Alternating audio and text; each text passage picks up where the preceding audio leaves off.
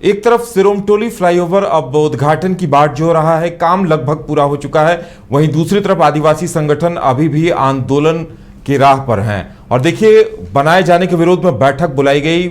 सरना स्थल के मुख्य द्वार के पास से फ्लाईओवर शुरू हो रहा है, इसी को लेकर विरोध दर्ज कराया जा रहा है। और अब एक बड़ा निर्णय लिया गया है। अब 4 तारीख को झारखंड बंद आदिवासी संगठनों की तरफ से बुलाया गया है और उसके लिए तैयारियां अभी से शुरू हो गई हैं। क्या कुछ तैयारियां हैं और इस बैठक में थोड़ी ही देर पहले बैठक की गई है, बैठक में क्या कुछ रणनीति बनी है, ये जानने के लिए सीधे हम जुड़ेंगे अपने संवाददाता सौरभ से। सौरभ, झारखंड बंद की नौबत आ गई, अब झारखंड बंद हो रहा है। एक तरफ फ्लाईओवर का उद्घाटन होने जा रहा है, वहीं झारखंड बंद हो रहा है। क्या कुछ रणनीति है और आदिवासी संगठनों के प्रतिनिधियों का क्या कुछ कहना है? जी बिल्कुल, देखिए, सिरमटोली फ्लाईओवर रैंप का जो मामला है पिछले कई महीनों से चल रहा है। बाकायदा अब सिरमटोली फ्लाईओवर की बात की जाए तो सिरमटोली फ्लाईओवर पूरे तरीके से बन के तैयार है और बहुत जल्द ही इसका उद्घाटन कर दिया जाएगा और रांची वासियों के लिए इस फ्लाईओवर को खोल दिए जाएंगे। लेकिन यह जो आंदोलन पिछले 4-5 महीनों से चलते आ रहा है वो थमने का नाम नहीं ले रहा है। इसी कड़ी में अब कई संगठनों के द्वारा, कई आदिवासी संगठनों के द्वारा फिर से 4 जून को संपूर्ण झारखंड बंद बुलाए गए हैं ताकि यह जो विरोध है इसे जारी रखा जा सके। लेकिन इस विरोध के बीच जिस प्रकार से निरंतर काम चल रहे हैं फ्लाईओवर के, लोड टेस्टिंग के भी काम बीते दिन पूरे तरीके से कर लिया गया है। लाइटिंग का काम पूरे तरीके से हो चुका है और आपको बता दें कि बहुत जल्द ही इस फ्लाईओवर का उद्घाटन होने वाला है। लेकिन जो आंदोलनकारी हैं वो अपने आंदोलन को खत्म करने के मूड में नहीं दिख रहे हैं और इसी कड़ी में 4 जून को संपूर्ण झारखंड बंद का आह्वान किया गया है। केंद्रीय सरना स्थल बचाओ मोर्चा और कई संगठन इसमें शामिल होंगे।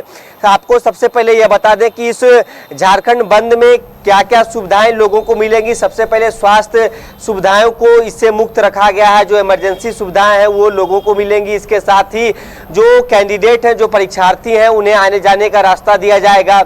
इसके साथ ही जो शादी विवाह के जो वाहन होंगे या तो फिर जिनका पहले से जो यात्री हैं जो दूसरे शहर ट्रैवल कर रहे हैं, वो यदि टिकट दिखाते हैं तो उन्हें आने जाने की अनुमति है। इसके बाद जो स्थानीय लोग हैं उस सभी प्रकार के चीज़ों को कह सकते हैं दुकानों को बंद कराया जाएगा, ये निर्णय लिए गए हैं। इसके साथ ही यदि आदिवासी प्रतिनिधियों की बात की जाए तो उन्होंने साफ तौर पर कहा है कि राज्य सरकार कहीं ना कहीं आदिवासियत के नाम पे तो कि विधानसभा चुनाव में वोट उन्होंने लिया था, लेकिन आदिवासी विरोधी कार्य राज्य में आए दिन किए जा रहे हैं। ऐसे में राज्य सरकार को जगाने के लिए इस प्रकार के आंदोलन करना कहीं ना कहीं बहुत जरूरी हो जाता है। इसके साथ ही आपको यह बता दें कि 4 जून से पहले कल यानी कि 3 जून को बीते शाम राजधानी रांची में मशाल जुलूस भी निकाले जाएंगे और राज्य सरकार के विरोध में ये मशाल जुलूस होगा, क्योंकि सिरमटोली फ्लाईओवर की यदि बात की जाए तो अब इसे खोल दिए जाएंगे। लेकिन सरना स्थल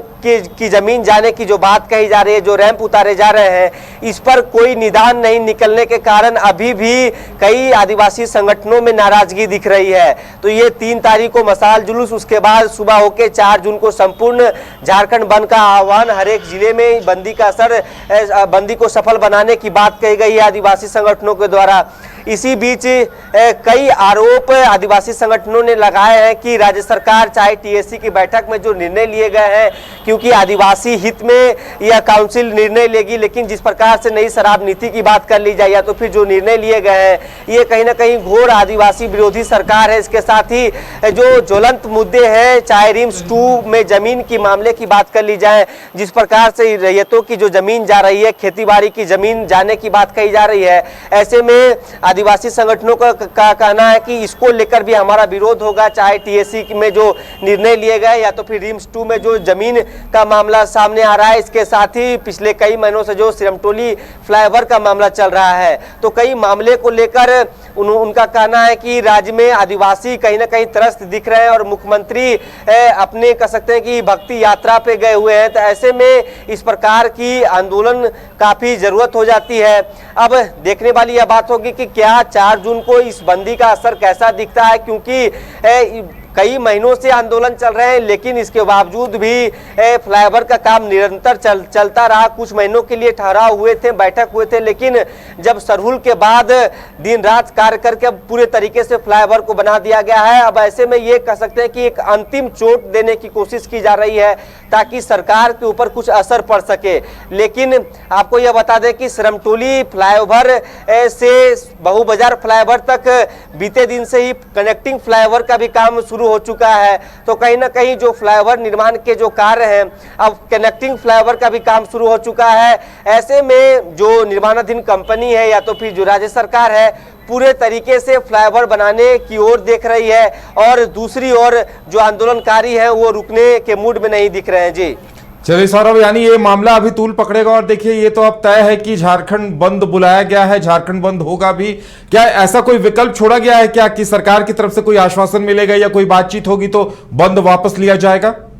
इस प्रकार की फिलहाल कोई बात सामने नहीं आ रही है। जैसा कि उन्होंने बताया है कि ये बंद को संपूर्ण झारखंड बंद बताया गया है और सभी जिलों में इस बंद को सफल बनाने की बात कही गई है। हालांकि यदि इस वार्ता की बात की जाए तो फिलहाल इस प्रकार की कोई सूचना नहीं है, लेकिन इससे पहले कई दफा अधिकारियों और आंदोलनकारियों के बीच बैठक हुई। ये बात आखिर नहीं बनी है जब सिरमटोली फ्लाईओवर बन चुका है, और फिर से ये कह सकते हैं कि एक अंतिम रणनीति है आंदोलनकारियों की कि सरकार के ऊपर कोई असर दिखे और कोई निर्णय लिया जा सके सरना स्थल को लेकर। जी चलिए सौरभ, हमारे साथ जुड़ने के लिए और तमाम जानकारी देने के लिए बहुत बहुत धन्यवाद। तो अब देखने वाली बात यह होगी कि इस बंद का कितना असर दिखता है और आगे इस पर क्या कुछ होता है।